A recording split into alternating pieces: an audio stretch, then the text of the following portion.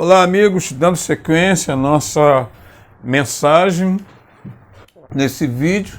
Sempre lembrando, não se esqueça de dar o seu like, de acessar o nosso canal para que você tenha acesso gratuito a esses vídeos. Bom, retornando ao assunto principal, o foco principal, que é a história do cristianismo, ou a história da igreja, nós queremos focar em um ponto. Qual o ponto que eu quero focar agora? Eu quero focar sobre a Igreja de Cristo. Eu quero focar nesse ponto, a Igreja de Cristo. Por que eu quero falar nisso? Parece que algumas pessoas esqueceram que a igreja é exclusividade de Jesus. Como eu disse no vídeo anterior, a igreja não é de homens, de celebridade, não é de ninguém. A igreja é de Cristo. Mas, na verdade, de vez em quando a gente tem que focar nesse ponto principal, porque parece-me que algumas pessoas estão se esquecendo nesse mundo moderno dessa grande verdade. E, destacando aqui, eu quero falar, não é um ataque pessoal, mas eu quero fazer uma releitura e uma lembrança às pessoas que foram chamadas por Deus para fazer a administração dessa igreja. Primeiro eu quero falar com o pastor. Eu me sinto à vontade para falar de pastor, porque eu também sou pastor. Bom, eu quero advertir a cada pastor, isso vale até para mim, pastores, senhores pastores, você precisa se lembrar que a igreja não é sua. Bom, é comumente algumas pessoas falarem, a minha igreja, eu nem condeno isso, porque é uma força de expressão de alguém dizer para a identificação da localidade em que você congrega. Mas você tem que ter em mente, focado, que a igreja não é sua, que você é apenas um mordomo, você está apenas administrando a igreja.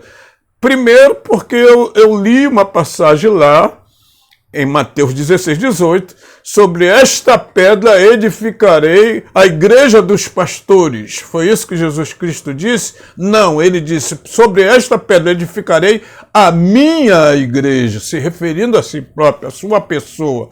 Então, senhores pastores, trate a igreja de Cristo sempre como a igreja do Senhor, não como a igreja minha, como a igreja de fulano, como a igreja de Beltrano, mas a igreja é de Cristo. Quando eu falo isso, eu não falo simplesmente por essa força de expressão, já torno a dizer. Às vezes, comumente, falamos isso, normalmente, com uma força de hábito. Mas eu quero dizer que tem algumas pessoas que tratam a igreja de Cristo, que também é a noiva dele, como se fosse sua propriedade.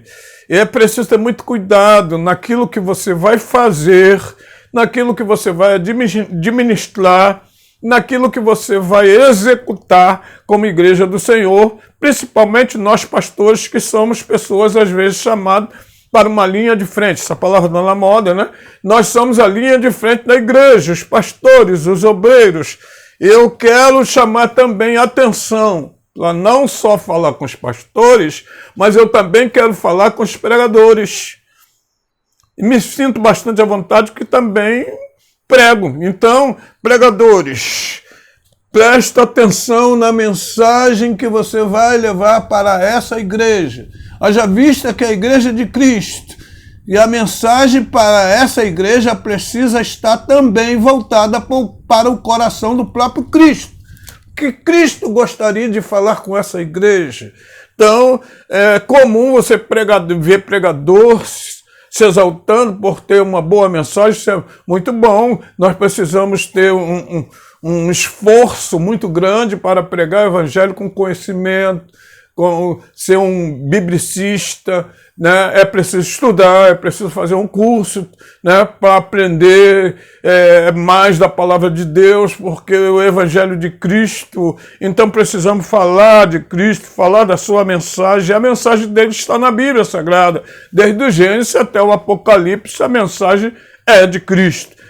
A Bíblia é cristocêntrica, desde Gênesis até o Apocalipse. Então, senhores pregadores, não preguem para a igreja qualquer mensagem.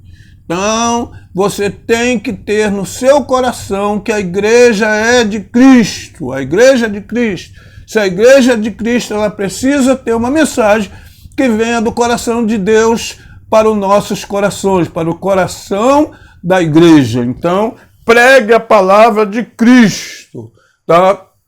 Retorne à ortodoxia bíblica. Evangelho de Cristo é pregado não com vã filosofia, embora às vezes a gente precise usar algumas coisas até do mundo atual para pegar essa mensagem. Bom, quero falar também para os professores. Para os professores. Eu, às vezes, fico observando, irmãos, que nem todo mundo foi chamado para ensinar. Sabe o que a Bíblia diz? Sabe o que a carta de Tiago vai dizer? Muito de vós não sejam mestres. É uma palavra que está na moda, está em voga. Ô mestre, fala mestre. Mas nem todo mundo deve ser mestre. Nem todo mundo foi chamado para ensinar. Então vejo pessoas que nem mesmo aprenderam, já querem ensinar. Então é preciso ter cuidado, porque até o ensino é de Cristo. A mensagem a ser ensinada é dada por Deus, é um ministério. Então, professores, ensine a palavra de Deus, a mensagem de Deus. Cuidado ao ensinar. Então, não é qualquer pessoa que pode mexer com o ensino da igreja, porque são coisas específicas. Para ensinar, é preciso aprender. Tem muita gente que não aprendeu e já quer ensinar. Então, é preciso ter muito cuidado com isso, com o ensino, tá? Com o ensino sadio, com o ensino sério. A razão de algumas igrejas estarem vazias é ausência de ensino. Senhores, pastores, administradores da Igreja do Senhor, se preocupe com a qualidade do ensino da sua igreja. Se preocupe com a qualidade dos pregadores da sua igreja, tá?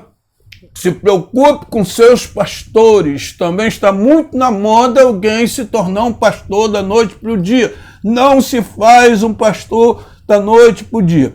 Outro dia eu estava conversando com um psiquiatra, e ele estava dizendo que essa profissão está em extinção, porque as pessoas não querem se tornar psiquiatra hoje, porque é muito tempo de estudo, são pós-graduações que se tem que fazer além de uma graduação. Então, no mínimo, você tem aí 10, 12 anos de estudo para se tornar um psiquiatra. E ele estava me dizendo: o senhor José Carlos, isso está até em extinção, porque são poucas pessoas jovens que querem se arriscar a estudar isso. Então, se para se tornar um psiquiatra é preciso de um grande espaço de tempo para que você se qualifique, imagine para se tornar um homem de Deus chamado pastor para pastorear uma igreja. Então é preciso ter uma qualidade em relação a isso, no fundamento de pastores, fundamento de pregadores, fundamento de professores, tá? Já encerrando esse outro vídeo, eu quero falar também sobre os cantores. Senhores cantores e compositores, a música também é de Deus, a música de Cristo. Então precisamos ter cuidado com aquilo que nós estamos cantando para Cristo, tá?